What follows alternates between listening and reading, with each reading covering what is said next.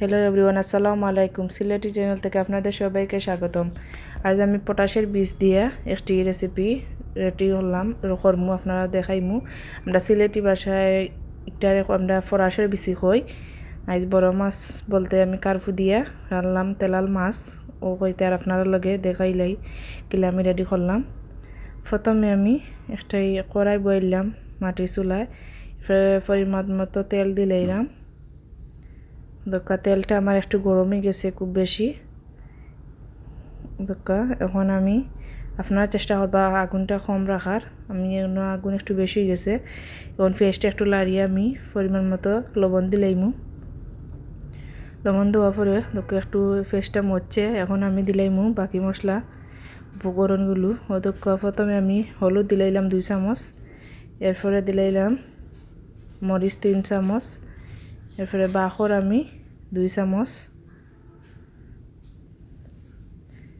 এখন আমি সুন্দর করি মশলাগুন পেঁয়াজের লগে মিক্স কইরা লাড়তে থাকমু। ওদকা খুব একটা পানি আছে, লাড়তে ওদকা আমি পানিটা শুকাইয়া আনমু। আর আগুন একটু কমাই, আপনারা কম দিবা, আমার এখানে একটু আগুন বেশি গেছে। আস্তে আস্তে আমার আগুনটা আমি কমাই দিলাম।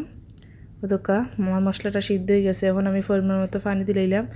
দেয় একটু আমি কিছু সময় লাগি রাখমু মশলাটা একটু সিদ্ধ হইবার লাগি। কিছু সময় পরে হয়তো আমার মশলাটা খুব সুন্দর বলক উঠে গেছে। এখন আমি বীজগুলা দিলাইলাম, বীজগুন দিয়া সুন্দর করে এখন আমি সুন্দর করে মশলা লগে লাড়িয়া দিমু। লাড়িয়া দিয়ে আমি আরও কিছু সময় লাগি তরাকমু গুড়িয়া ডাকনা দিয়া। এখন একটু পরেও দোকা আমার বিচিগুনও সিদ্ধ হয়ে গেছে।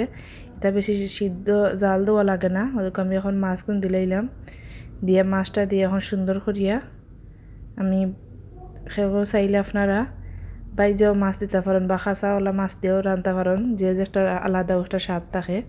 এখন দোকা মাছটা দিয়েও সিদ্ধ হয়ে গেছে আমার। এখন পানি দিলাইলাম আমি পরিমাণ মতো, দিয়ে এখন দোকা আমি সুন্দর করে লাড়িয়া দিলাইলাম আরও কিছু সময় লাগি। কিছু সময় পরে ও দোকা আমার রেডি হয়ে গেল বিচি কারিটা। এখন আমি বাখরা পাতা দিয়া আমি লামাই লিমু। আপনারা সব সময় লামাইবার আকারও বাখরা পাতা দিবা, তাহলে গ্যারানটা খুব সুন্দর থাকে, খুব সুন্দর একটি স্মেল বার হয়। এখন আমি লামাই লিমু।